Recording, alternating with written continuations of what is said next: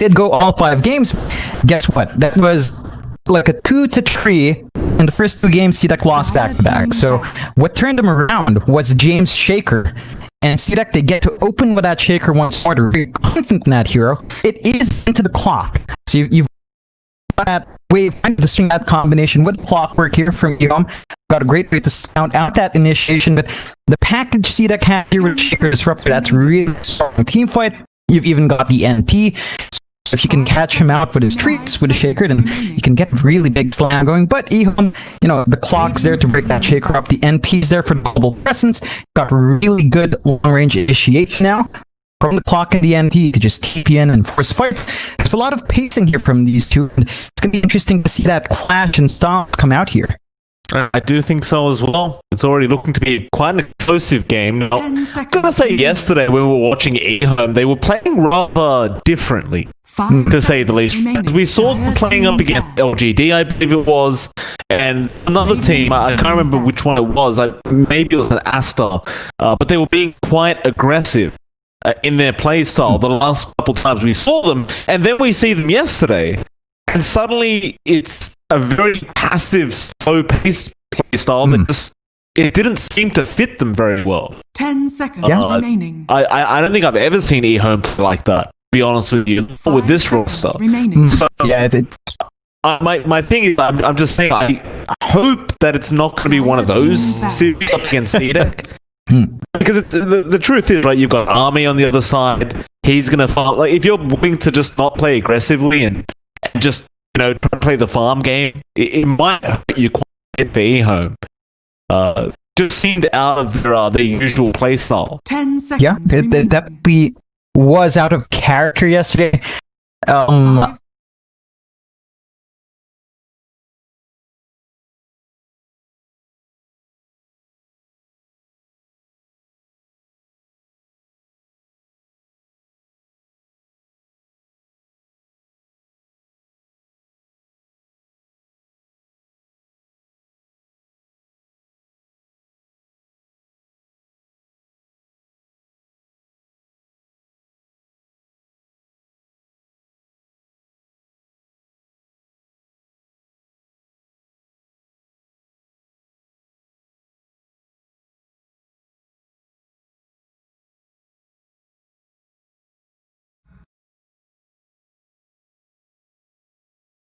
Do let that Rubik Golden Fissure can really do a lot of damage. Yeah, it's been a constant thing these days where you just don't see the Rubik band out anymore. I don't quite get it. Not only the Fissure in this game, but you've got the glimpse from the Disruptor. The Stampede net from the Centaur can be quite frustrating to have to play against if the Rubik does take it. So there is a lot of value here for EHOME in that Rubik pickup. Judging by the fact that every team's currently playing position 5 clockwork rather than position 4, the Rubik's going to have that position 4 slot anyway to get that extra XP and farm priority on this support Rubik. But 4th pickup now for EHOME. Got to see some more cores coming up from this team. And I imagine this probably either be the second or mid pickup, depending on where they're putting profit. They do tend to leave faith the answer till the last pick, most of the time. Alright, we'll see another Tiny come out, and that is almost guaranteed to be a core Tiny. Yeah, we've seen a lot of teams try to pull out that core Tiny a couple of times now. The results have been really middling. It's not been the most successful core so far. Just how much mileage you can get here on EHOME, it's really up there. You have to play pretty quick with a core Tiny. Scaling is a bit of an issue for the hero nowadays. But when you have the NP and the clock, you've kind of got a lot to play with in CDEC. While they're given the space to, they take that AM, Mike. Oh, here we go. Alright, the AM's here. I don't know about this AM pick. Like, there's not really much holding it down, but, the hero isn't really that strong in the current meta. I realize we've been seeing it a bit more as of late. It just needs so much farm to be effective. We'll see if CDEC can play this 4 protect 1 style lineup where they can just give space to Army to keep farming up on that AM. It's what they love to do anyway. do have that Prophet and Clockwork, though, if I may just point out, right? Like, you've got the Orchid Carrier in the Prophet, and you have a long-range hookshot to be able to close the gap and give time for that DP in from the Prophet to get an Orchid off. So until you get that mental style up on the Anti-Mage, you are going to be rather susceptible to this game if you are Arme. But that's really going to be based on whether EHOME is willing to play that aggressively. Yeah. It's really down to whether or not EHOME can catch AM out, and it can be a bit tricky. Like, just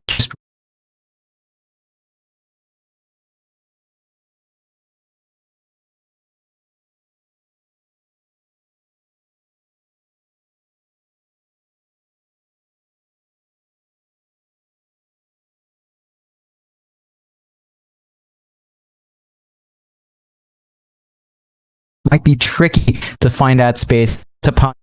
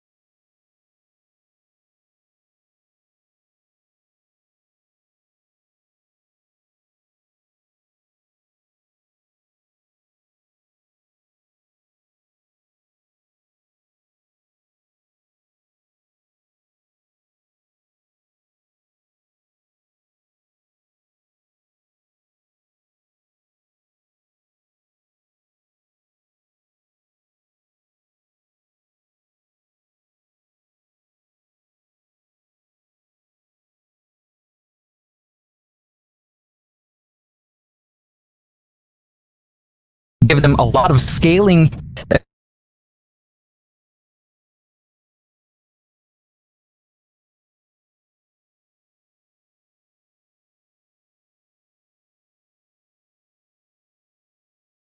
Successfully played at 4 p.m. and kind of slow that pace down. So it's a back and forth. Both sides have this big core that needs space, and we'll see who really pulls it out. I have to say, I do think this is for XM. We've seen this pocket decimate really ready to go. The pocket not too much, and that's really not much. Spring says it can share that potency.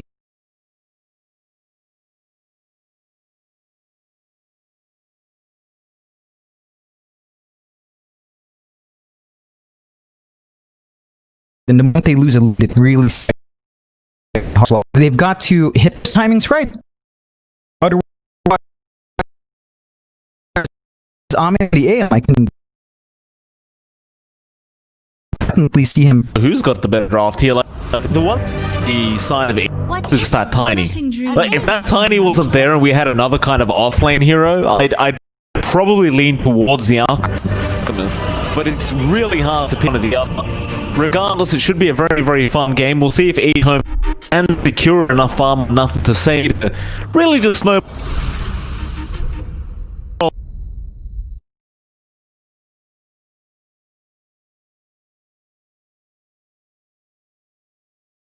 Force lane will also go down to these lane mecha, right? Like AM is very, very easy to kind of bully out. So see how many resources CDEC does throw down towards AHOME just to ensure that start goes smoothly. But you've got a lot of early presence here.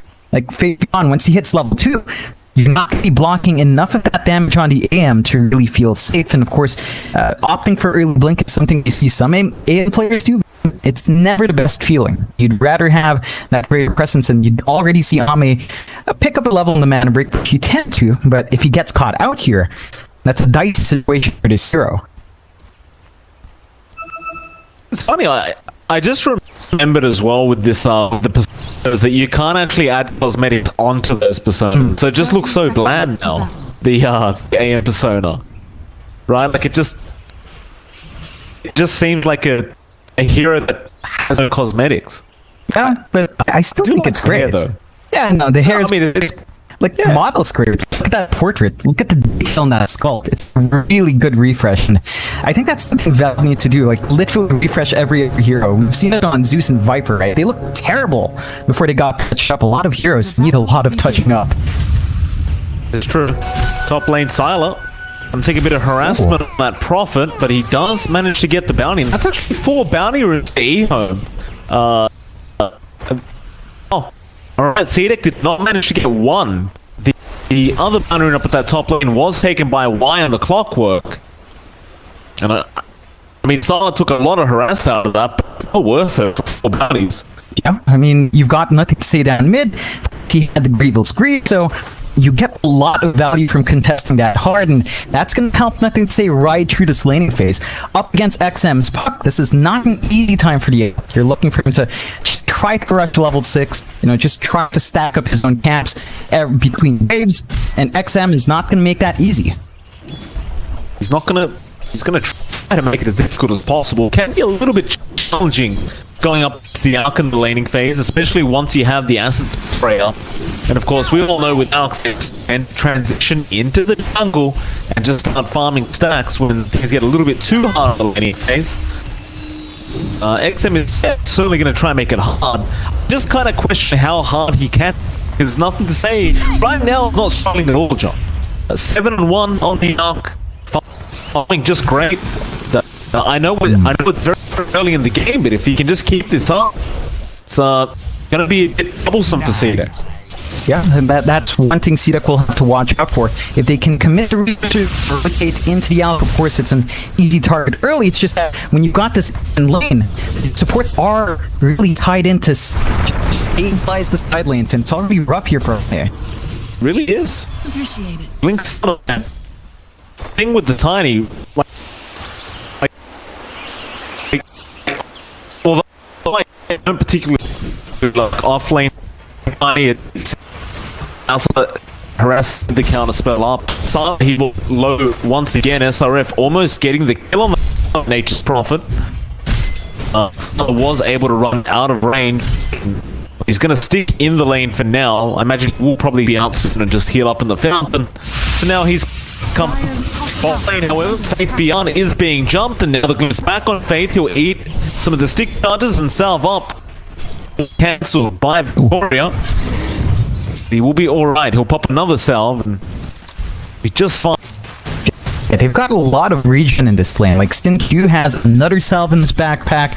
They really just want to stay here, soak as much EX as they can, and just continuously apply pressure on this AM. Now, it is paying off. AHOME's still not finding the most lands here, and if they can keep making this taxing for CDEC, preventing this rotation from Victoria and Disruptor, then that really just gives a lot of space to these side lanes, especially mid, where nothing to say is still kind of going uncontested against XM.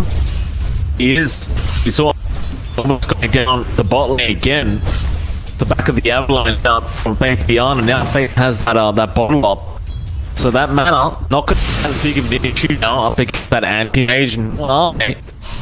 He's going to need some more regen coming up, but I believe Victoria did bring him herself. He'll be alright to stay. Of course, looking back into the mid lane, you mentioned nothing to say he's free farming, and he certainly is.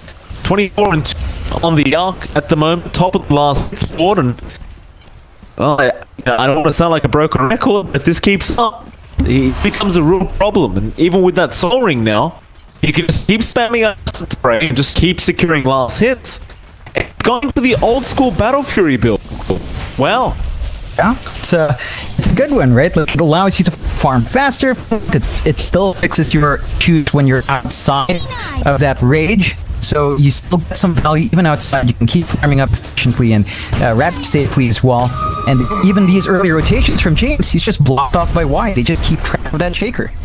I really wanted to give that arcane rune over to XM, just deny it away from the arc, but one of course can just cancel Fisher through the anime battery assault.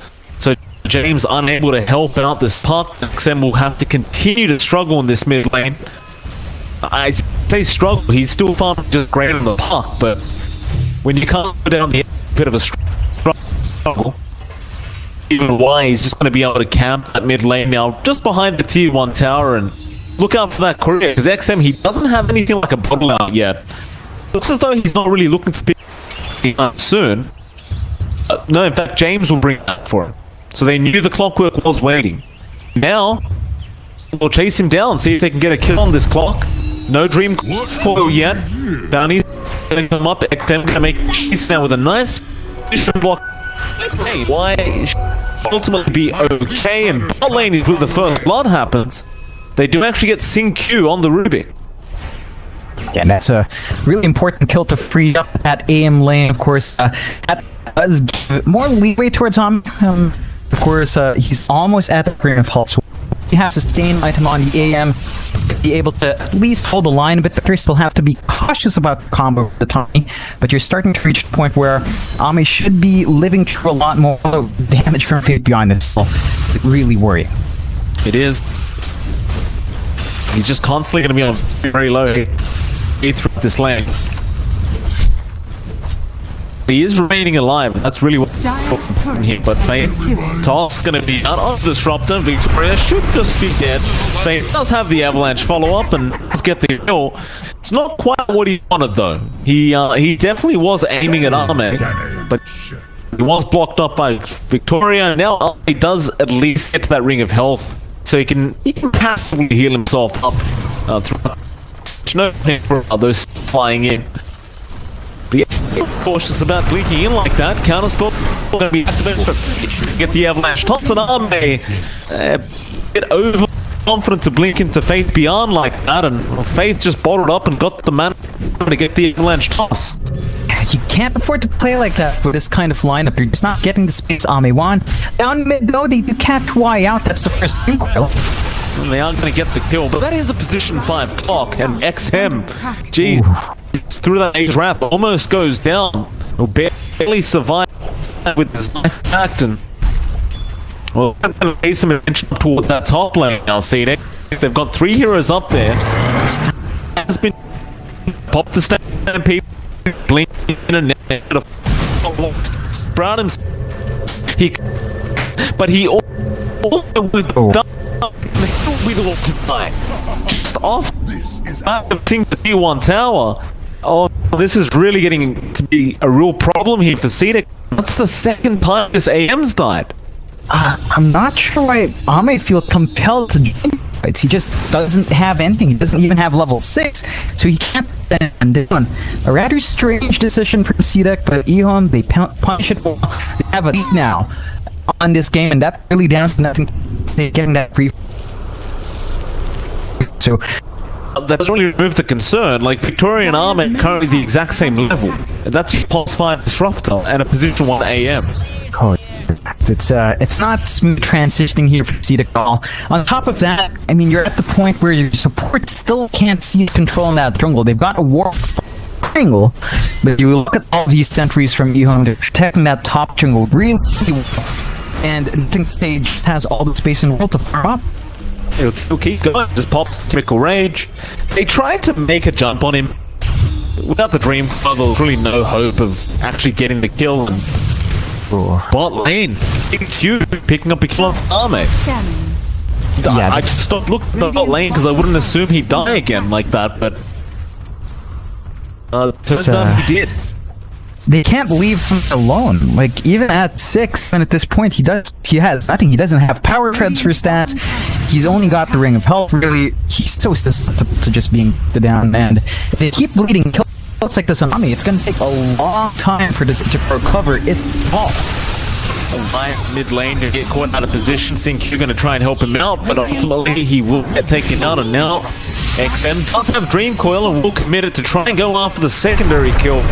Faith Beyond going to move his way in with the avalanche toss, and they will be able to get XM. And now they move in for more. Victoria will be able to run out of range, but that's at minimum going to kill 2 more bounty runes for nothing to say. And they've got the pace, they've got the tempo, and they've got a 5k net world lead on the side of EHOME. Alright, this is getting a bit scary for CDEC. Nothing to say. He's got his Battle Fury up. You take a look at Siler. He's one part away from his Orchid plus the recipe. So once you have these items running, I mean, the Siler is just going to be ready to control every time. There's nothing to stop him from just jumping onto Ame, get the Orchid off, and finding continuous AM kills. This is a massive timing issue for CDEC, and they just need to find a way to force Ame into a safe spot. He's showing in lane. It's not safe even against NQ. SRF, he's going to be there, and they can use the Stampede if they want, but Liv is going to be there on SRF. Now Wire's going to TP in on the clock. In fact, Tyler and Faith are also here. They don't have the hook shot on the clock, but they don't need it. Batteries all been up, and now Ame going after the Rubik does get that kill, but it is going to cost him his life. He's got Blink in 5, he should be alright. Faith can't catch up to him, and well, he's got the Avalanche now, but it is a bit too late. So at the least, I mean, you lose your position 3 Centaur, but at least Ame gets the kill on the AM, and he's back to farming now. It's going to be a very, very unfortunately slow Battle Fury timing, I've got to say. It's just, you know, we talked about it in the draft as well, right? Like, once that Orchid's up on the Prophet, you're going to need that Manta. That's not going to be anytime soon. No, it's going to be so delayed, and there are so many things that they're waiting for. It's not just the AM farm. They need this blink up on James, but there's just no space for even Shaker farm as well. And if you do slow your game down that much, then you're just going to continue to bleed this kills weight. 7k lead now for EHOME. They do commit to wide though. Yeah, but why doesn't really care about dying? He's just going out giving information to his team, just getting the idea of what CDEC are up to and where they are. Still a nice kill up for XM. Of course, he's going to enjoy that on the puck. And I believe XM is working toward that Deathslayer build on the puck at the moment. Just needing one more Mithril Hammer. So you are going to have a substantial amount of damage on XM once you hit that mid-game stage. However, things are still going swimmingly. Nothing to say. He's going towards a Heaven Starbird now, and just about there. Yeah, that's just gonna ruin Ame and XM, because XM went for this right click build. So they've got the answers here, EHOME, not under any pressure. It's 6-6, even on the kill board. But the farm is such a different story, and you can see EHOME, they feel confident, they're smoked up. Well, they just got the Echo Saber up on Faith Beyond. They want to get a nice surprise reveal going, and Synq is going to get lifted into an avalanche toss, and Synq will finish the job off himself. And even bot lane, James just stuck around too long. Why was there with the battery assault? And well, there's that hub that we talked about. Up the 13-minute mark with the Battle Fury. I can only wonder what goes for next on this arc. In fact, I don't even have to. He queues up an AC. Yeah, it's the safe build. It's just the pure right-click build, slightly tanky build as well, for nothing to say. And there's just no timing here from CDEC. They're not hitting any of it. You look at Ame. When I look at Ame farming up the turtles, dropping so much HP on these camps, it's not a good sight. He's got the broadsword. He's still 2 parts away. They're losing a lot of towers here, and they're trying to trade. But once that tier 1's gone, all control, EHOME's going to start invading that jungle even more. Hook shot. Down onto Victoria. He will be able to get away thanks to that picture from James, but out the hook now from the side with the Nature's Wrath flying through. Not going to be quite enough, but the fish are just out for Synq in time. And that'll be the tier 1 mid going down. Synq has the Fisher up, so you've got ways of stunning people from a mile away. This is really just EHOME's game to lose at this point. Like, I know we're only 14 minutes in, but this out's going to be out of control. You give it 5-10 minutes, he's going to be 6 slotted. And you just ask the question, like, what can they do now? Hope you've got is XM on the park. But he needs backup. He can't do the whole job by himself. And you pointed out trying to get that blink up. And while he is getting close, up until you have the blink echo, I don't think XM can do anything. No. It's just so hard. You don't have any way of canceling off, even reading from the lock handle. They're gonna try. There's going to be Echo committed as they threw Y in, but James is on. Now XM going to move in. Hookshot going to be on Victoria. They'll glimpse back Singq. Faith sticking around. Probably can't help Singq. They do find a double on XM. Now the dream for Faith Beyond will be a much bigger kill if they can afford to get. SRF, he'll get sprouted up, and Faith does break the link and try to make a run for it. Avalanche going to be out, and Faith Beyond actually going to toss SRF into the neutral creeps. And now Simon's the one in trouble. So Faith Beyond will turn back around now, trying to help out his teammate. Sprout going to be there, and Static Storm to be dropped on Faith, but he comes up to say, going on to XM, but they do get the tiny, and now the glimpse back on nothing to say. He can still go after XM. Does get that kill. SRF will be able to get himself out, and it's really not all bad. CDEC still managed to find a positive trade, a 2-for-1. Excuse me, a 2-for-3. It does buy space for Arme.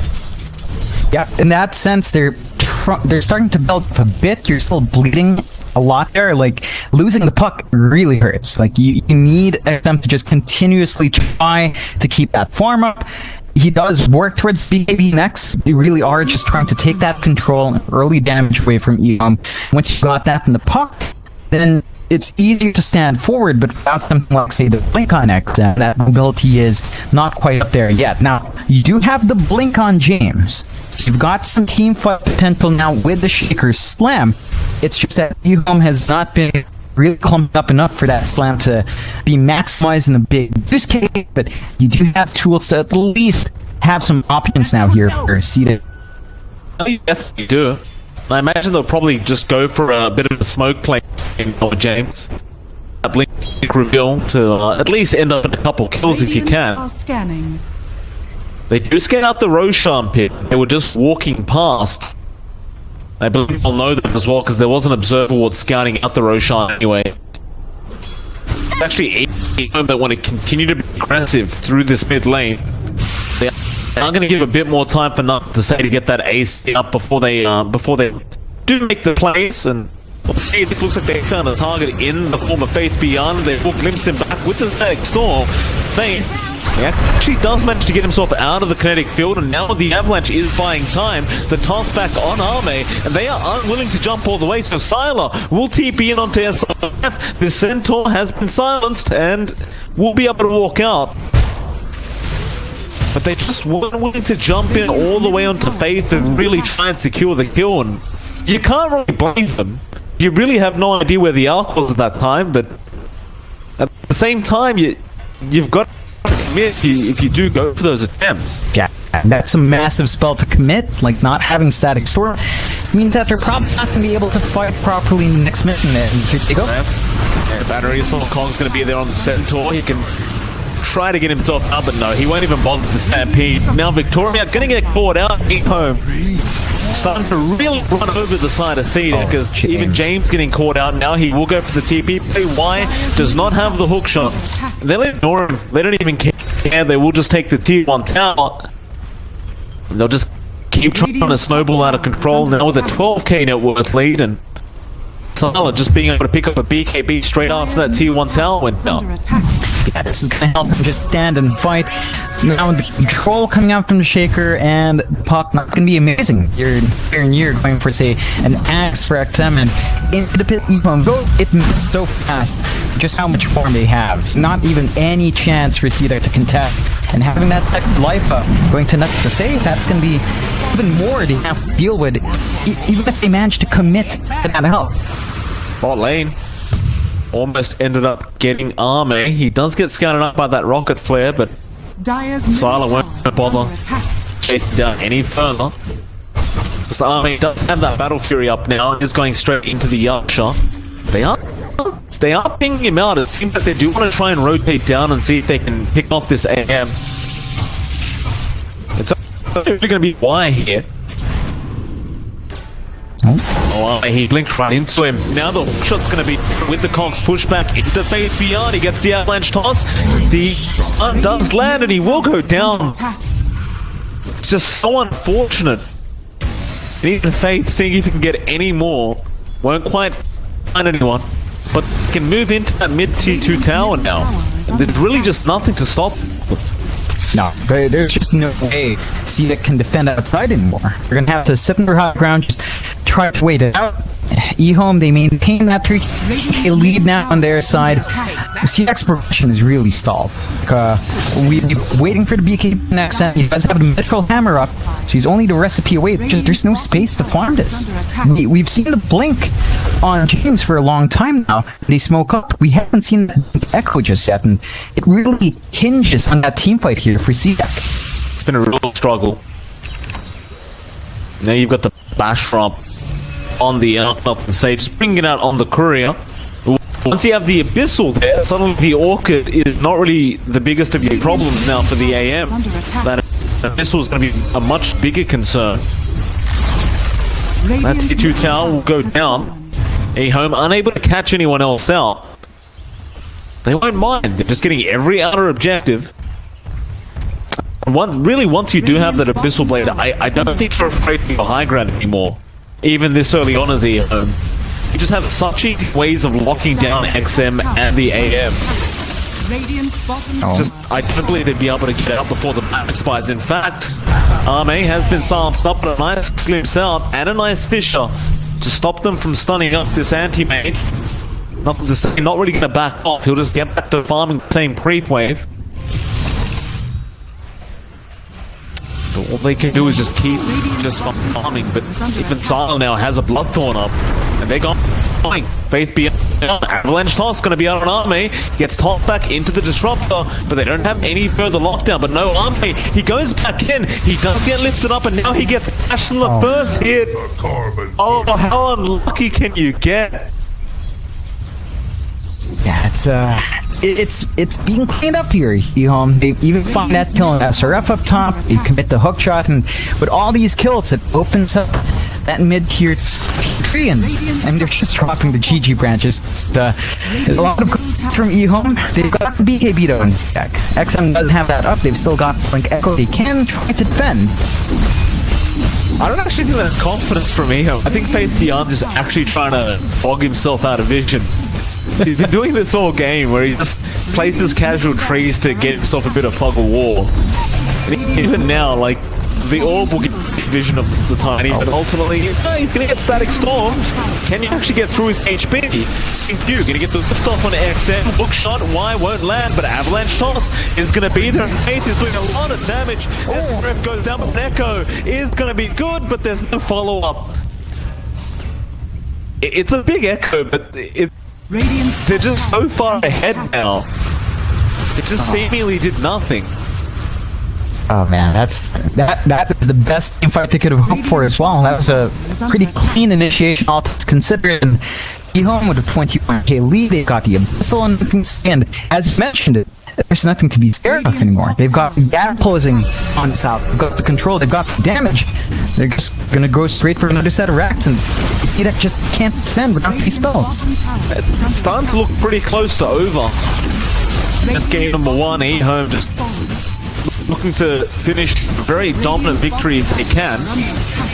That'll be 2 lanes of racks, 1 left, but they do need to take out the top tier 2 tower first. And now, nothing to say, no rather Y will get games back.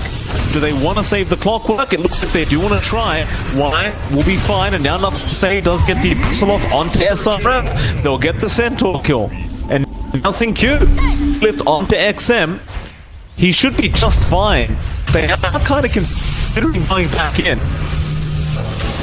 Nothing to say. No, just will expire. This is dangerous timing. Y gets a hook shot onto XM again. They're trying to get onto the arc.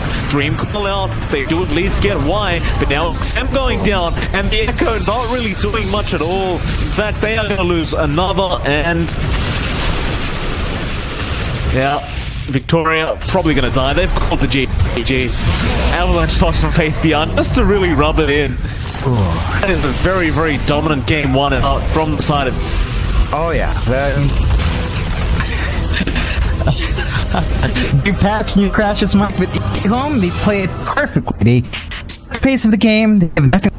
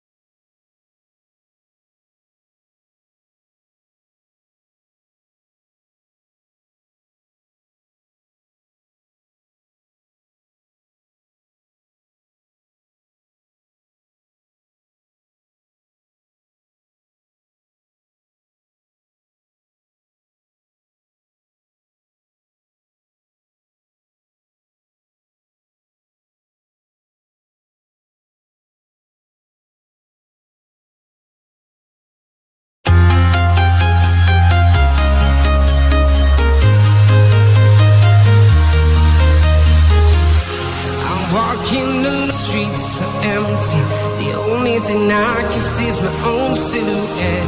I'm getting stronger, step by step. The clock is ticking, but there's no time for me.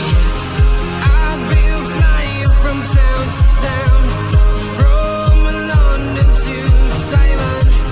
I've been all around the globe trying to protect your soul. We are heroes tonight. We will fly above the sky. We are heroes tonight. We are heroes tonight. We will fly above the sky. We are heroes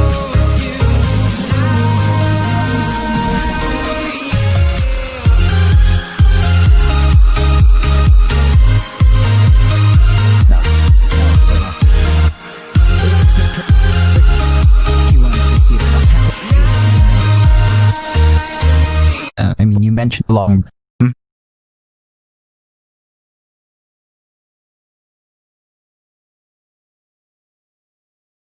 Remaining.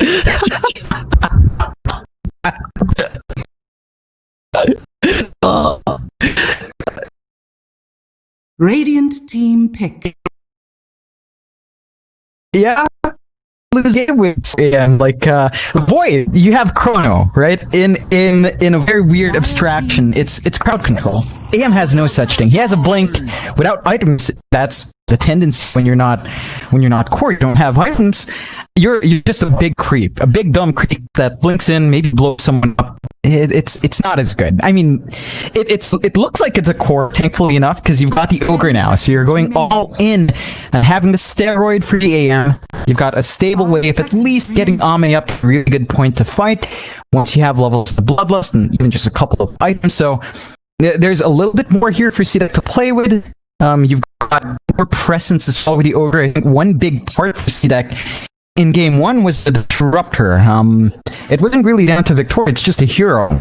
That whole lane of A and Disruptor just does nothing. There's no synergy there, there's no kill potential, and Disruptor just can't stand up the trade. So with the Ogre Magi, with the Phoenix, you've got more leeway there. I love the response from EHOME though. We see that Shadow Demon finally make its appearance once more, with Mirana on top, and of course this does sort of mean that's probably a core Mirana coming out here, or if not core clock for Fate. So that's really against how EHOME drafts for Fate beyond going out first. But you've got another arrow set up here. You've got a way of just spamming AM illusions out as well with Shadow Demon, and that laning presence for EHOME shoots up through the roof with this hero.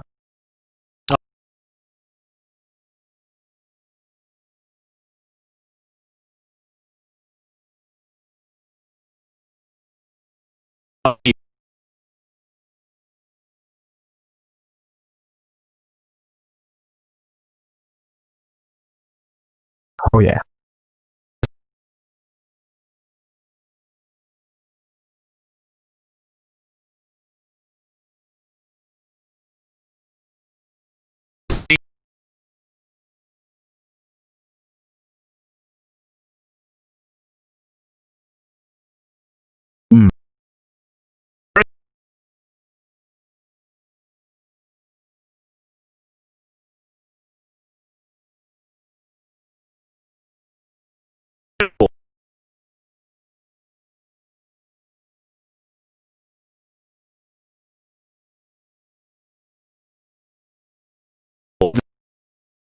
Dire team pick. Void incarnate.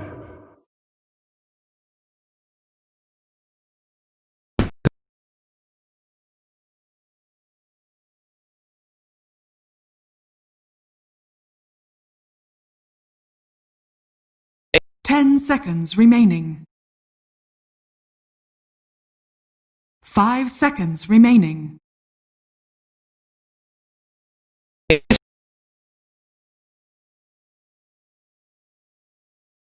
Yeah, I mean, they could have to the match against Void Spirit. It's still somewhat the same-ish. If the puck doesn't bully out, and the Void Spirit probably won't as well.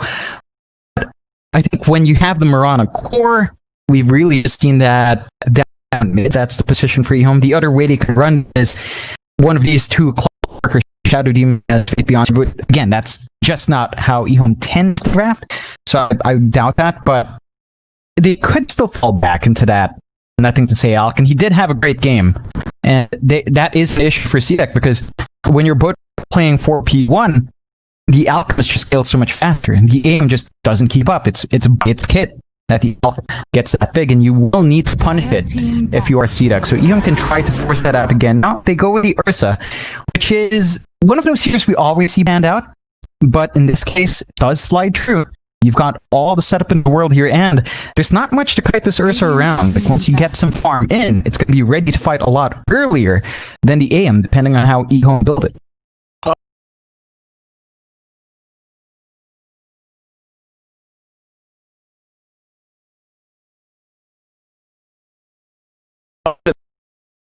Ten seconds remaining. 5 seconds remaining.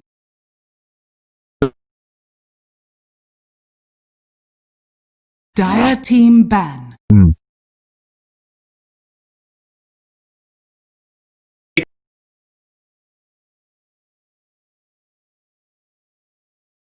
Radiant team ban.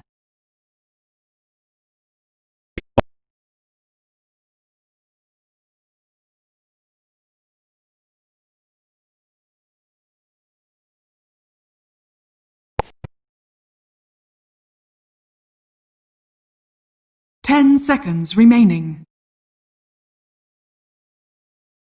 5 seconds remaining. Yeah, it really does. Like, their team fight isn't quite there. They don't have the best AoE control as well. You're going to need something to help them at that pace for their 4P1, right? Because you do need that presence when you've got the need a way of forcing EHOME's response, and you didn't see them do that successfully. They're going to need that active offlaner pick. EHOME, they close out the sniper here, which that's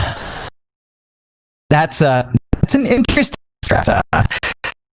Well, I don't know about that. You pick sniper AM. That's actually one of these situations where AM can easily gap close and take care of the sniper once the AM has farm. So EHOME, they've got to play this one fast. They've got to let that sniper dominate the lane and just get their own pace going, because in this case, if CDEC does manage to stall it out, the AM can at least deal with some of these heroes now.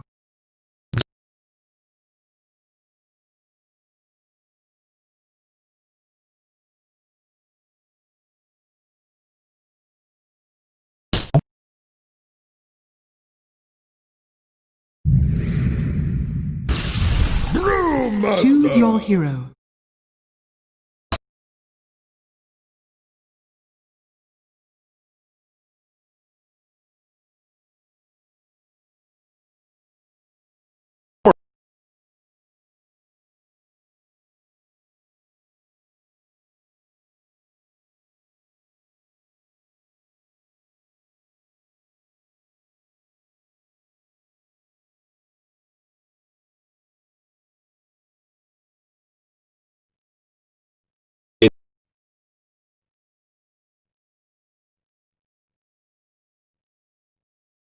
Yeah. It gives them a lot more leeway to get their aggression on track. They're not going to be bleeding out gold as much as they did in game one. You know, there was just way too much space for nothing to say. You've got better presence here from SRF as well. Like, they can actually do something in these team fights with this Brewmaster pickup. They've got sustain and magic damage coming out from James, and XM and the Void Spirit can do a lot better as well. Like, Puck is one of his specialties that he just didn't get the space, and he was going for a right-click build. This time in the Void Spirit, as soon as you hit that 6 mark, the damage is a bit more consistent, so you can expect XM to have more impact there. And you see that they've got to get that 4P working well. Times before, and he is quite menacing when he gets that space. You know, it's one of his older specialties, and it's something to really watch out for. Like, that matchup against the AM is still somewhat tricky, but there are lots of ways for the clock to really a matchup. We've seen Ame fall behind before. Beyond can't afford to have it happen again. Prepare for battle.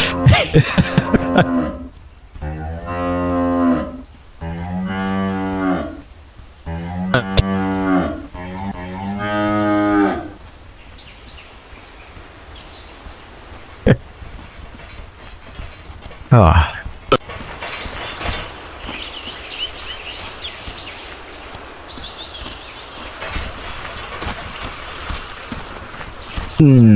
Well, yeah. Yeah,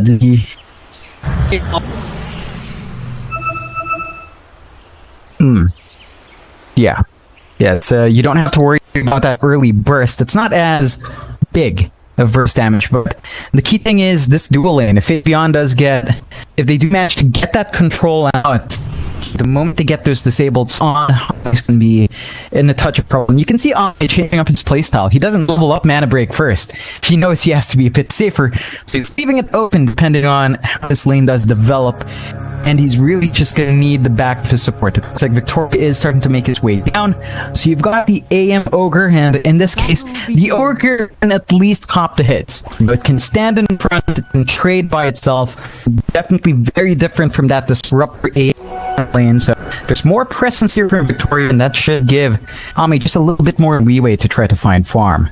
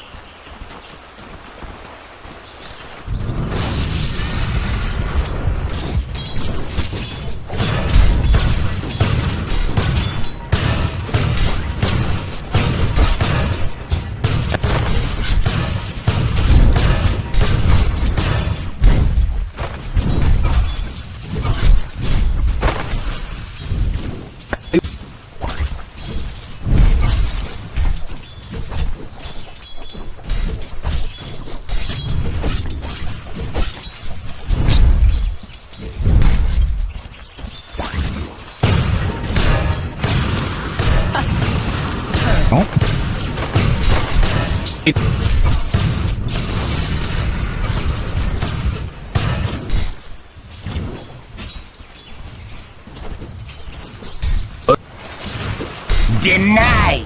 Yeah, and this is not a great spot for both of them. No salves in this lane, so you're stuck in a precarious position here. At the very least, Fate Beyond doesn't have mana. So you don't have to worry about the clockwork spamming out. It's just the arrow percent you need to be cautious about. But that's it. So it's, again, a bit better for a start, and that does kind of balance out, because up top, you've got this duo of the Shadow Demon and the Ursa, and, you know, why is applying his pressure? He's playing around with that Shadow Poison.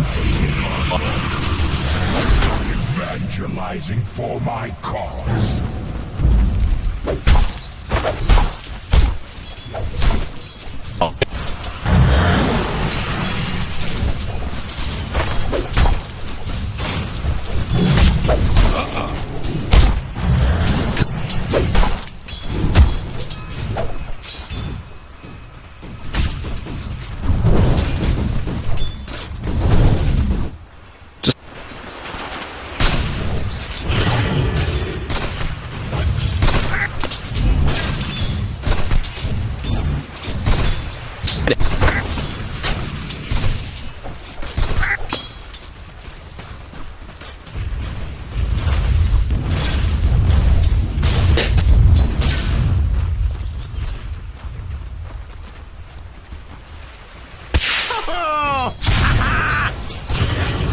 Yeah, it's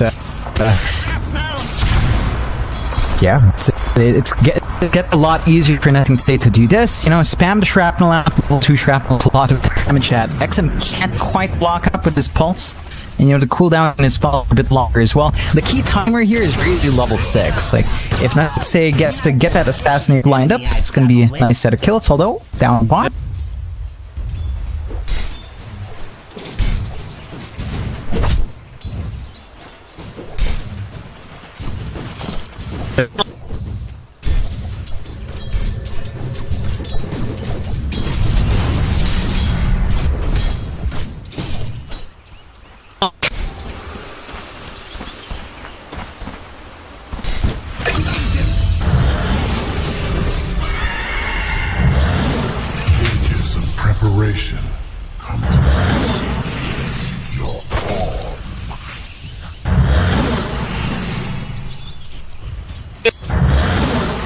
Yeah, it's certainly a nice set of wins for CDEC, even if EHOME's finding trades, as they need to keep this pressure up. They can't allow Nothing to Say to have that runaway stuck in the sniper. He's already at the point where he's got 3 wraith bands. No regen on our sniper. With 3 wraith bands, he hits a lot harder. The trades are just never going to be great for XM. He does have the level advantage now. So he's at the level 5 mark just a bit earlier. He really needs to hit the 6 mark to really start applying even more pressure. Gap flow, that's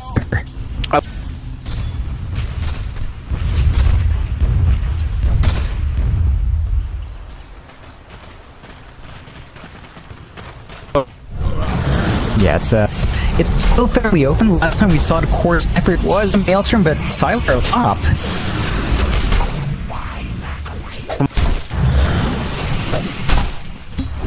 Face.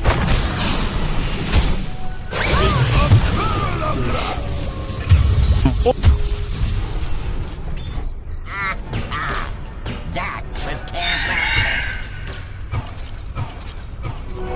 Jackpot.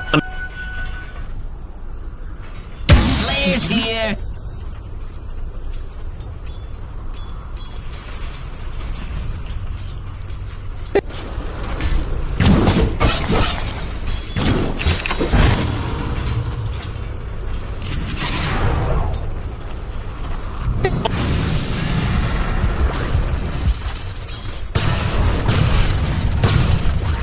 Yeah, that he is. It's a far cry from game number 1, and if we keep fix the early issues that we're having, that it can be going really.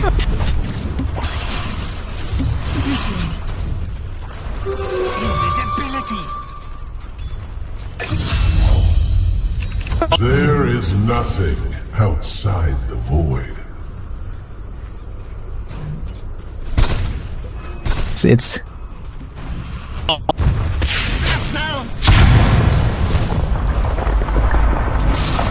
yeah, and yeah, that's the level 6 marker for XM.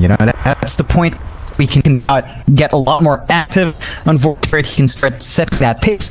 You're probably still waiting on level 7, just a little bit more utility on the side as well, but if he can start to apply that pressure, especially on Siler, who is farming really well.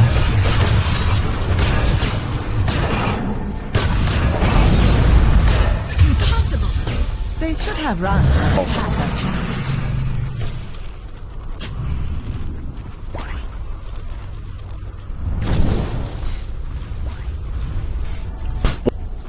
Yeah, that's a much more valuable kill for EHOME than the ones CDEC have been finding so far.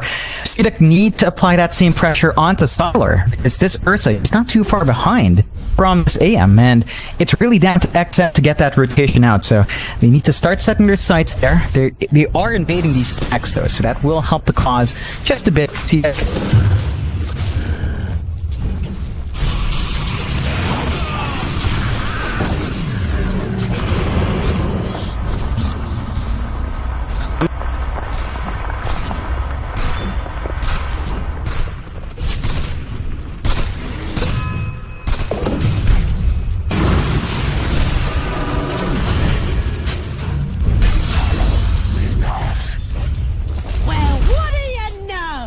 Yeah, and they are starting to apply the resources down mid just to ensure XM finds these kills and starts to apply that early pressure in the jungle. So they're shutting out these big camps, they're making it less safe to clear these stacks. This is forcing Nothing to Say to a bit of a slower start.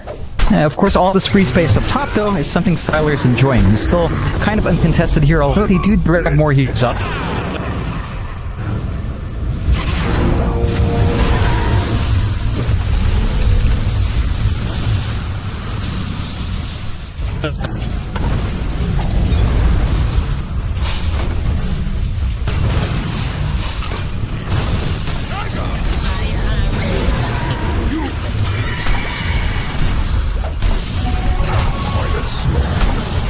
Dire's top tower is under attack.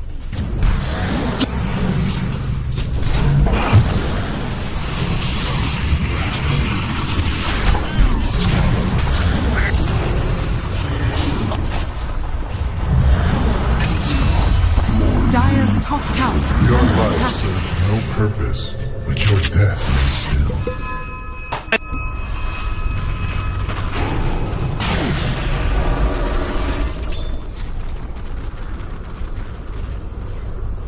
Costs a lot of rotations out from CDEC, but they find the one kill that was causing issues. They do manage to dent in Sylar's progression, so you're setting back the Ursa, you're giving more space for Ame this time, you're distracting the entirety of EHOME to respond. That's leaving a lot of space for the AM to keep farming up, and the progression for Ame, it's a lot better. You know, he's doing quite well into the Battle Fury, he has his power treads, there's more leeway there, but EHOME, they're not going to give that space for long. They drag Sylar down with Fate Beyond.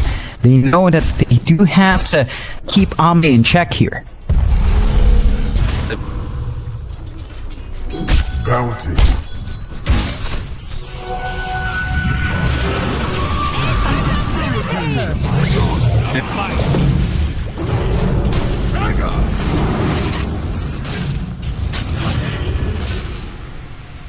Radiant's middle tower is under attack.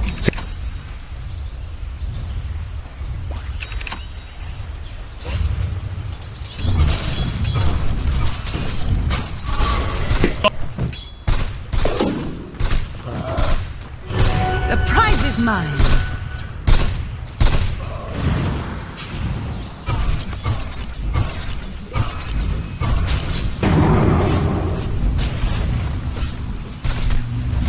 Yeah, it's blunting for EHOME. Like, with nothing to say on the sniper, it's a slower pace. He just doesn't have that presence. You do see smoke up, though, with the 3 heroes behind, so they're gonna try to make something happen with Fate. He does have his hook shot up. Dire's top tower is under attack.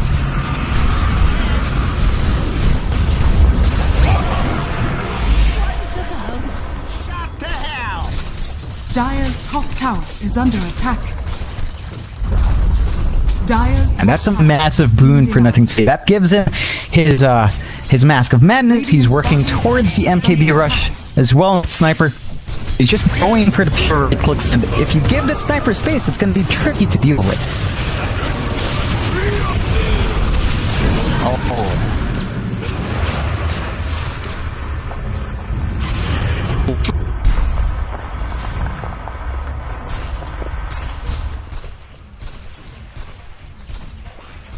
Oh yeah, they've got to really be cautious about being isolated like that. Like, that's something the Clockwork is just really good at, right? We see it against the Shaker a lot. Even the Brewmaster has to be a bit cautious, and again, just like that, it's a clock. But they don't want Ame to have free space. is under attack.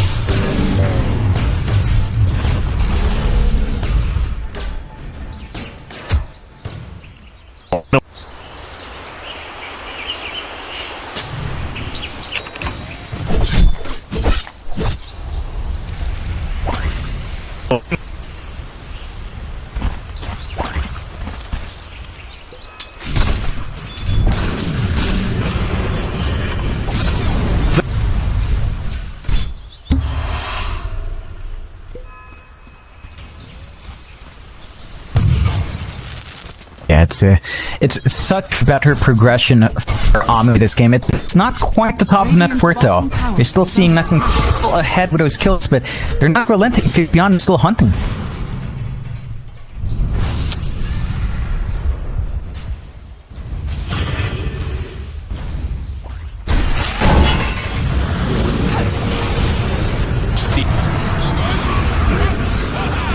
Radiant's bottom tower is under attack.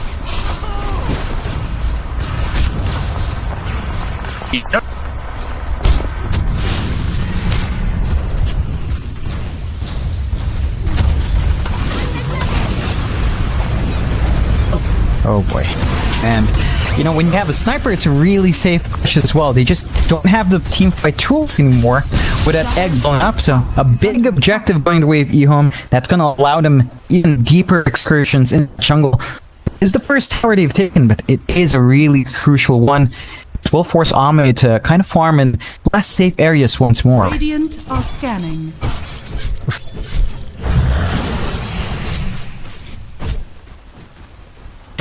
Do it with flair.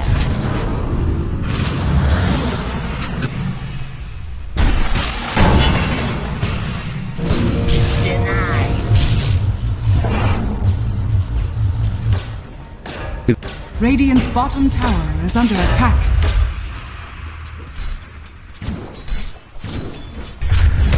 Boom! There it goes!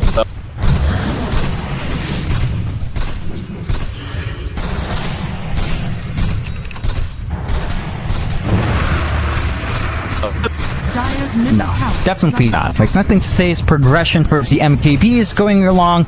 Well, I mean, Sylar already has his Skull Basher on top of that, and he's been a lot more active on the maps. Once you get that Abyssal on the Ursa, he's just going to be able to gap close and control the Aeon. That's all they need to keep Ame down. And Sylar's progression, all things considered, is still there. So, EHOME, they smoke up. They know they've got to keep that pressure up here. Gold and sweet.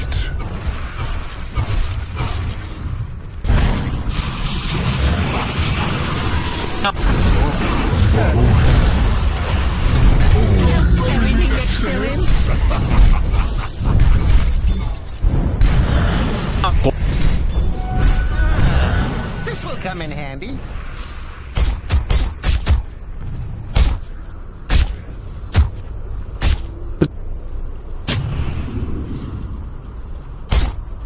Oh, yeah.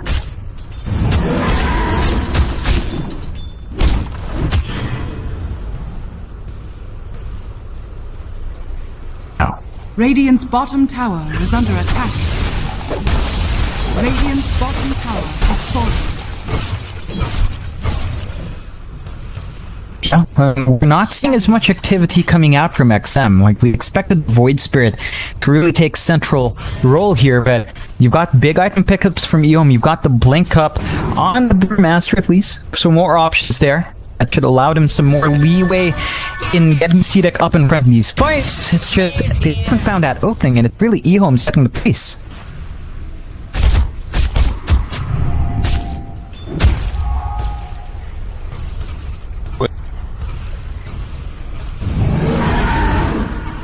Radiant's bottom tower is under attack.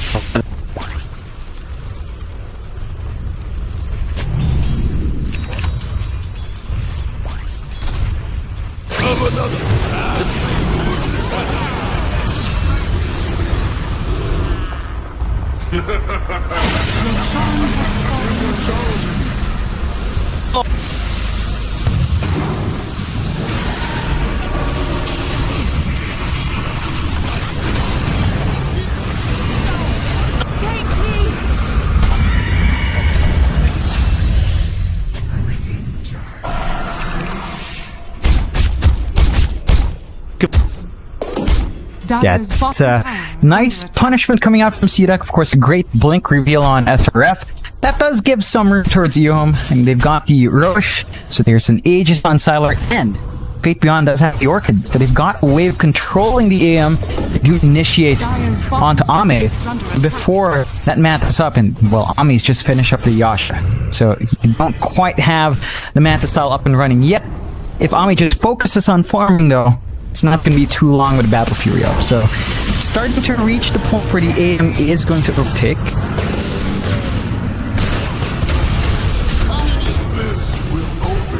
I will climb.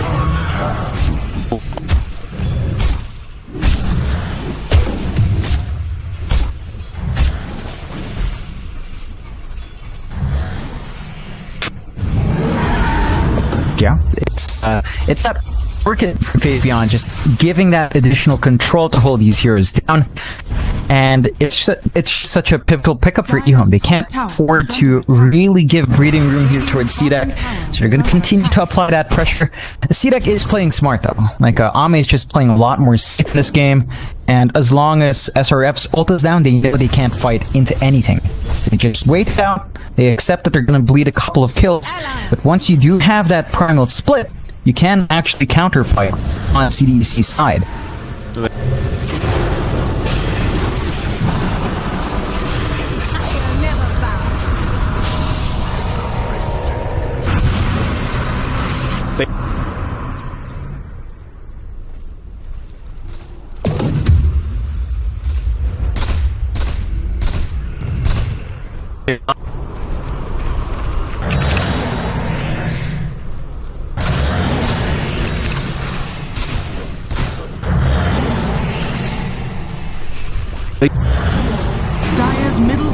is under attack.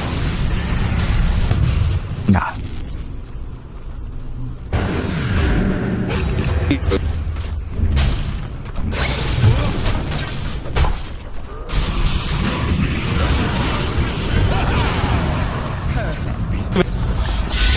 Dire's top tower is under attack.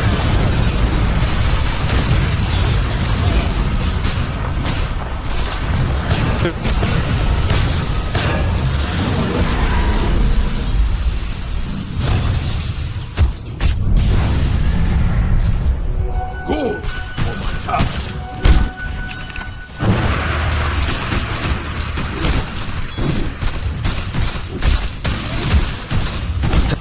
Oh yeah, and it worked then. You do see nothing say he's got a couple of issues if CDEC do focus down on the sniper. He's gonna need that BKB up fast, but he is given a lot of space here as they continue that pressure in these towers.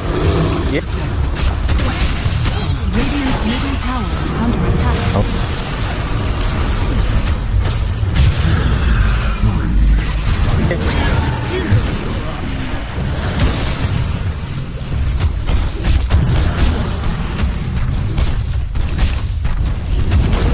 Radiant structures are fortified. Dire's structures are fortified.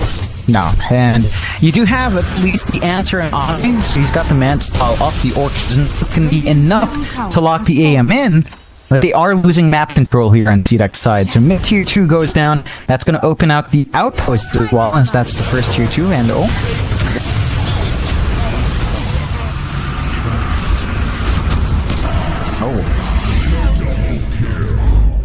Dire's bottom tower is under attack.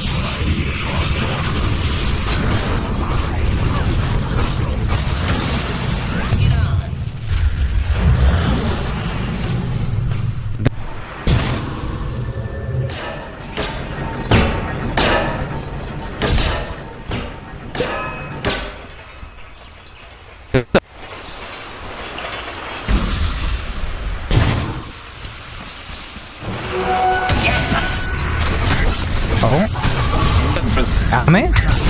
What? Without a gun, isn't it? Oh, EHOME.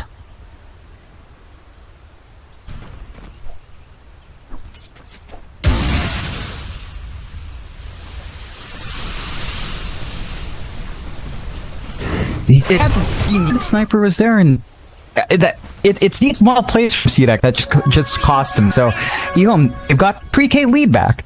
They know they're ahead. They don't have 8% more, but they've got the BKB sellers. So it's an open that they can really use here.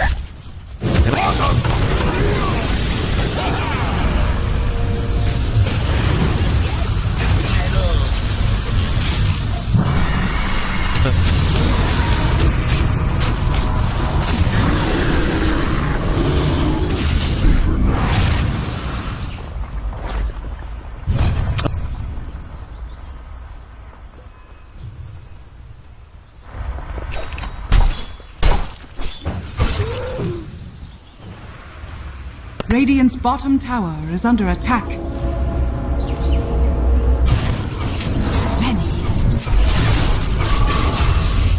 You're out of the cut.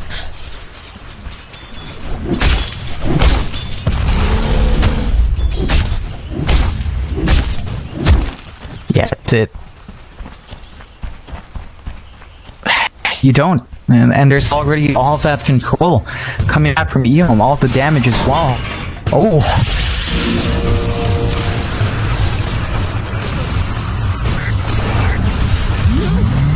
Oh no. 没有感情的刷钱机器。 Dire's top tower is under attack. Oh boy. Yeah, this is everything nothing could say needed. He's got this BKB. He's pretty much safe. He can just man fight as much as he wants. The progression from EHOME's a bit too much. I mean, CDEC still has a lot of room on EHOME. He's still farming nicely despite these circumstances. It's just that you're not seeing anyone else farm well. XM's staggered behind after the Ags pick up. And even after the Ags of the Void Spirit, his presence in fights, it's been mixed. You know, it's not been amazing. It's really been more about SRF getting a proper jump in, but then you're constrained to prime split, which is such a long cooldown. And EHOME just doesn't care for cooldowns. They don't have anything to wait for. They just keep pushing, keep forcing fights. They take it tier 2. They're starting to apply pressure down mid. On top of that, they've got 2 lanes under their control. And CDEC, and they're trying to split push top, but a Brewmaster just does not melt objectives fast enough.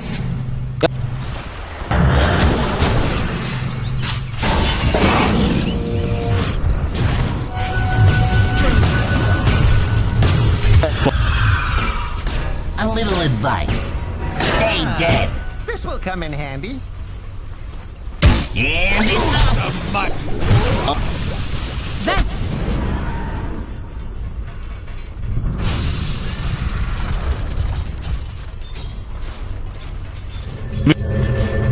Boy.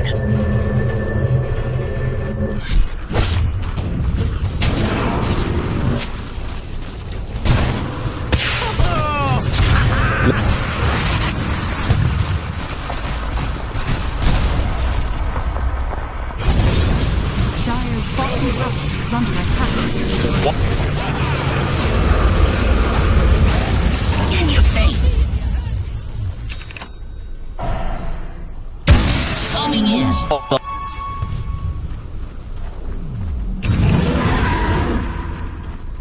Yeah, and that's when it gets really scary to deal with these cores and EHOME. Just the Abyssal BKB on Tyler means he has all the control here. Oh no. Radiant's top tower is under attack.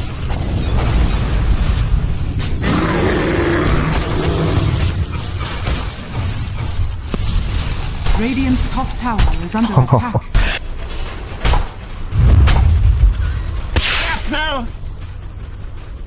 Damage. It's not something Ame just can sustain. He just doesn't have the stats, and even they know they've got a massive opening. They're going to try hunting. Get Rocket Flare. The hook shot is going to land with the Orchid. He does turn off and blink away. Radiant's courier has been killed. Sila, he wants to get range for that Abyss, but he'll go for the Phoenix instead, and now they get the use off on that AM with the arrow. It could be enough they get flash, but they don't. Rocket Flare will give vision. But they're going to give up on that AM kill. Is under attack. Just going to leave Ame to blink his way out and TP back to the fountain. Radiant's top tower has fallen. They'll get it. He wants top tower. They found his courier as well. That had his basher playing out for the AM, so he's not even going to have that for any sort of fights coming out for the next 3 minutes. And while the Roche is up, EHOME just goes straight into it. CDEC, they don't really have a window here to go in. They just can't contest, and second Roche game going straight to EHOME ages and cheese. So you've got multiple lives here in the 2 big cores that you have to eat through. You don't have enough to really both of them twice over. Matters just got worse for CDEC. Like, spider legs have been found out for EHOME side, so Sila should be taking those from himself. And these kiting, rather this gap closing issue that Sila's been having, shouldn't be as big of a problem with those spider legs that are coming out for himself. And Dire's bottom now tower is under attack. they're going to try and take that tier 2 top. SRF going to be a hook shot onto that Phoenix, just keeping it back. Now Sila just going after SRF with an arrow set up from Sin Q. Has fallen. Except does eventually end up killing off Faith Beyond, but I do love that hook shot. Just not only getting himself out, but not allowing the Phoenix to Icarus up in with the egg. And they do get the tier 2 tower. I feel like they can go high ground. Yeah, I mean, they've got that Scotty up, and nothing to say. They've still got the Aegis, they've still got the cheese, they've got the level 20 talent, and nothing to say. So even if they do jump in, he's got that knockback and headshot, and it just makes it so much more obnoxious to deal with a sniper. How do you deal with it right now? He's just hitting your tier 3 tower out of range. There's nothing you can do about it. Now the creeps are coming in. He'll just jump in with the Aegis. They'll try and slow this down the best they can. He'll just push out the bot lane while this is happening and try to get T2 down from the team. And SRF is going to be back up, and you do have that primal split. Oh, that is a lot of damage flying out. And now so he will go back to the graveyard. Sila still surviving his XM. He's trying to go after Sin Q. He couldn't quite get the kill on the Mirana. And the Ame, he's TP Hooks from Faith, failing to see nothing to say. He eats the cheese, surviving through the damage of Arme, and he just needs to blink out of there. That'll be the first racks of the game going down here. EHOME able to secure that top racks with really no casualties. No. I mean, they use up the cheese, but it's really not the biggest deal here. And you look at nothing to say. Great for more damage, going for the Daedalus. So he is just going to melt people, and he's been given the space to do so. See that? We talked about him having this gap closing for the sniper. It's never been in play. Ame just cannot focus on nothing to say. He just needs to keep farming up. He is making good progress towards his own abyssal, but you're at the point in the game where this is not fast enough. He's lagged so far behind that sniper. This is really not typical of a good AM game, and certainly isn't up to par for the timings you want in this hero. Light Shadow, you know exactly where CDEC appear to be. They are smoked up. They're going to run straight into XM, who does dive in, but the disruption going to be there. And now Sylar will go into Victoria, but the Ghost Foot will save him. Still back to XM. They will get the Void Spirit. Now SRF trying to get something going for himself. He will eventually Primal Split. Nothing to say. He's easily going to take those Brulings out of here. The egg will come out a bit, but now Victoria going back in. May have just ended up killing himself. Does. Nothing to say, just gets the kill, but now Arme will get in as the AM onto that sniper. Trying to fight back. The knockback is making it so difficult, but they finally kill him off, and now Faith also goes down. Sylar will be left to fight by himself with Sync Q. He's out of mana. Does have some stick chance. Pops the enrage. He's just going to try and get himself out of this. Aether gonna latch on. Arme does get back in there with Mana Void, killing him off. Faith actually hookshot neutral camps, not hookshot into the AM. That was a pretty good team fight for CDEC. They did get quite a few big kills there on the side of CDEC, and it was worth about 3k worth of gold. Yeah. It's a nice big swing going the way of CDEC. It's really off the back of Ame finally having that abyssal, so he can control the sniper, and without any sort of repositioning tool on nothing to say, very vulnerable once that AM comes in. Of course, it was still a bit of a struggle. The knock has fallen. having this fight from them. CDEC managed to find that punishment, hold on to the game, clear out a mid-objective, which was around for a bit too long. So they do just get a little bit more out of the map. There's still a long way to go here, but this is it's a bounce back for Ame, right? Like, he closes that gap, less than 400 gold between them now, which is a really decent spot now for the AM. Not quite where you want to be. You still want to be up top, but you have staved off that massive spike EHOME's had, so got to play a bit more cautiously. Look at nothing to say. He does have the Shadow Blade. He has a way of bailing himself out at the least. Gonna need to keep working on the additional farm on the sniper, perhaps even just getting that level 25 count as well. Either the shrapnel or attack range, both ones are pretty darn good for the sniper and should allow them to have a bit more presence. They do want to go hunting with that Moonlight though. I mean, you're still ahead at EHOME, so I don't see any real reason for them to slow down. Now I'm just going to place some wards down and wait it out. We are going to see a counter smoke coming out now from CDEC. Feeling confident. They could win the next team fight. That net worth advantage basically on for EHOME. They aren't going to find anybody. EHOME playing rather cautiously. The jungle. Possibly run into Faith beyond. You just got him out with that ward, and now should be able to close the gap. Faith does get a pistol up. Disruption. Not going to be on clockwork, so he will survive, but the arrow off onto Ame still. XR chasing down the Shadow Demon. Why? Just forcing him back. Bouncing Unity to get out of there. The egg is ticking down. He does link, but the stun does connect, and he should just be dead. Be 2 down. In fact, there might be more. Sylar going back in on Victoria, but he's being controlled. He does manage to get the kill. SRF, nice good dodge on the assassinate, but might be dead due to XM. Does jump in, takes down Y. Now the primal split, they'll keep going. Ame does get enough to say, kills off the sniper, and now Sylar is a bit of a sitting duck here. He'll try to fight back up against Ame, but he'll blink away. And with that CDEC, we'll just burn the Ursa, and it'll be a 4-for-1 trade. A great team fight out for this Radiant side. They turn it around. That advantage EHOME has basically gone. It's just a 1k lead left. And EHOME, their execution, they just aren't doing it clean enough. CDEC keeps finding these holes subdues. They do manage to win out the fight. They're going to take this tier 2. They can siege in the high ground. There's no buyback in these big cores. They should at least get the tower. And if they want to push their luck, they can take a lot more. So not going to be the easiest to go any further. You've still got 2 heroes up, and Faithbjorn is respawning soon. They're only going to go after the tier 3 as they had a repair kit anyway. Let's just commit it straight away on the melee barracks. So EHOME now on the back foot, not going to be feeling too good about this. With this EHOME draft, it kind of feels like they need to be the ones initiating on the side of CDEC rather than being the ones getting caught out. Like, you've got so many great ways of just pushing in and just walking someone down. Give CDEC the chance to look at themselves and make the plays. It can be rather hard.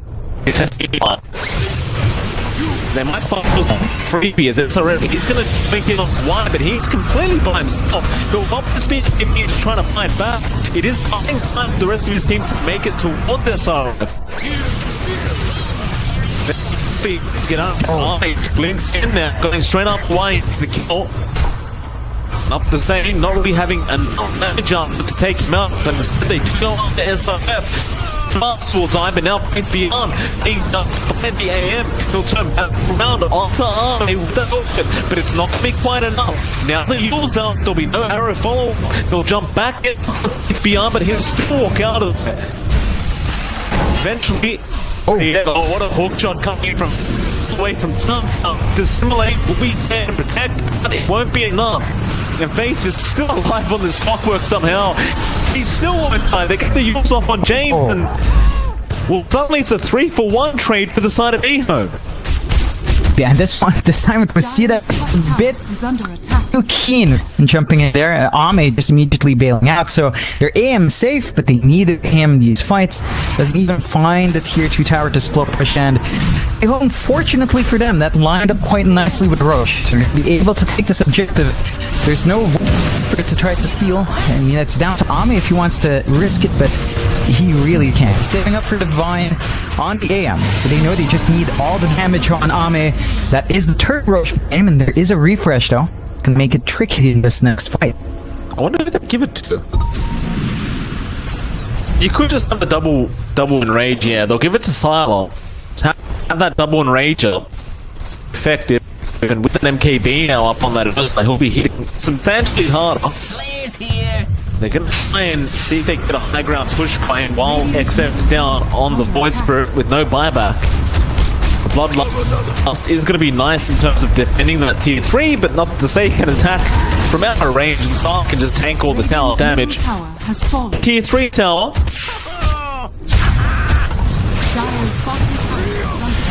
SRF gonna jump in. He's in silent stop. He gets the BKB, but Sylar has the Epistle. That'll be SRF dead for 80 that buyback. That might be a third lane Brax now for EHOME. I don't see how they're gonna fight this out without SRF and XM. No, they can't. At least with the Void Spirit up, they're gonna have another way to gap close, but without that Ame, but the arrow does not land. He will make a jump up to secure that Marana. Still, he survives. Being up to say he does kill off James on the Phoenix. He'll buy back immediately. The bot lane of Rax is exposed and go for it, but they're just being very cautious about the position of CDEC as they do jump next to them. Going straight on that sniper, they do eventually kill him off. That is just one death. That is the Aegis. Now jumping back on to Ame. He does go down. Back up after that final lane of Rax. Just one more, but Ame going to blink in straight on the sniper. Should be able to take him out, but here comes Sylar going after that AM with the arrow. Not going to land. EHOME, they may have just kind of blunted their opportunity for Megas. They are going to catch up Silo. He should have no way out of this. They're trying to find a way to turn this around, but they lose Silo, and now they'll lose Y. There's family barracks left. They are unable to obtain it. Oh yeah, and that's still a really good defense for CDEC coming out. Those were big buybacks flying out there, so this is going to offset those decks of EHOME. They know they have a bit of an issue as they do still have their own buybacks, and they're going to have to make the most from that win. CDEC needs to find objectives off the back of it. It's just they're going to need to try to go for those racks down mid. There is a buyback on Siler though, and that means the Ursa can just come back in. The respawn on our sniper is not too far off, so just how much they can get for that win doesn't look like they're going to be able to get any objectives off the bat of that one. They're going to try for the mid racks. It's probably the best they can ask for is just try and steal one racks away, and maybe if you can get another pick off in the dire base, you can possibly go for a bit more. Nice little arrow on SRF. Arme just jumps in after Faith. Faith does have the aim disc now up, so it does protect himself. Arme with a DD rune is going to try for the bot tier 3 at the same time. It's going to be a little hard through the glyph. Got 10 seconds before Nothing Say is back up and ready to go. Now Y going in for the disruption, juking out SRF. Then you get the tier 3, Faith, hook shot in with the Orchid once again on that AM, but he will survive. Now just trying to back off, there's nothing to say, is going to be back up on the sniper. Everyone is just out of there. And they do successfully get one lane of racks and one tier 3 tower. So it really wasn't too bad at all. A slight way back into this game at least. One lane is going to be a little less stressful to control. Yeah, it's a more breeding room. There's still 4K advantage in EHOME. They still are down buybacks. They do have it back up in XMSRF though, so that's there. But they have to really be cautious with Ame. He just doesn't have it for 5.5 minutes. He's queuing up for Divine. He knows he needs the damage, but again, it's a period spot. He doesn't have buyback anyway. You still have to play pretty darn safe in the AM as EHOME. They know they've got the options for buyback. They still need to farm a bit more and nothing to stay. But they've got the racks advantage. There's only one melee racks left. They are just going to try and go for that objective soon. I thought they were going to go for a bit of smoke play, but they might just wait out the Moonlight Shadow. CDEC have smoked up. They're going to try and go for this one big team fight. This team fight could end everything for either side, depending on who wins out and who loses. Sylar, it's going to be close by. They do scout out Faith beyond. Rocket Flare will give he hook shots in. He is surrounded right now on that clockwork. And on his proc, allowing him to walk away. Now Sylar going to blink in as the Ursa. He does kill off XM, but he'll buy back. Now onto the Phoenix. James will with no buyback on the Phoenix, and SRF has been caught by the Yules and the arrow of Sync New, and Sylar can just clean him up. A triple kill now for the Ursa. You do force out 2 buybacks. They want to keep going. They know they've got the advantage. They just need to hit that line of barracks. Arme does have the Divine up. Ooh, See if they can contest this. Radiant's bottom barracks are under. Not going to be easy. If they can jump on the sniper, and they will straight away, but is it going to be enough? EB is just trying to run out of there. Arrow, what? Now the Orchid will silence up the AM. Still just cutting in and out. SRF still chasing, trying to find a target, but Sylar will jump in onto Victoria. No. Unable to off, not to say, still running away. XM jumping in now. There goes Victoria. He's falling even lower on the AM. They do end up killing off SRF. This game could be over. SRF and James down with no buybacks. Fine. Radiant's bottom barracks. Just mirrors, they're not really doing much damage, shot. The issue was nothing to say. Up the Shadow Blade, he had no detection. He just couldn't find the sniper under that Shadow Blade, and he got surrounded. Coming back in, X with the double silence. Now Arme back onto the sniper. They do get enough to save, but he'll buy back. Cheese is going to be eaten by Faith Beyond. He'll try to control them up as Sylar does go for the racks. No, he'll turn around onto that AM Arme, getting very low. They can just go back for that racks. That is what they'll do. So Megas are now up for EHOME. Star's gonna be there on the overfade. Has hook in one, but won't need it. Silo able to go in, and now the hook shot. Who's he caught? It's XM. Dissimulate gonna be there with the Astral Step, and it will be enough. Oh, the rocket flare from Faith does catch him out.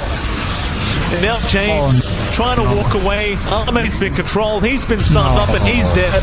This game is over. Oh, man. Just left behind a tree and CDEC. They get 2-0'd by the side of EHOME. The aim just does not work out 2 games in a row. Yeah, it's a bit of a shame for CDEC. A really rough series. They really wanted to make that aim work. Fortunately, EHOME had the answers both times. They had to work for it in game number 2. But EHOME does kind of close it out in the end. And CDEC, I mean, off the back of a tournament win, not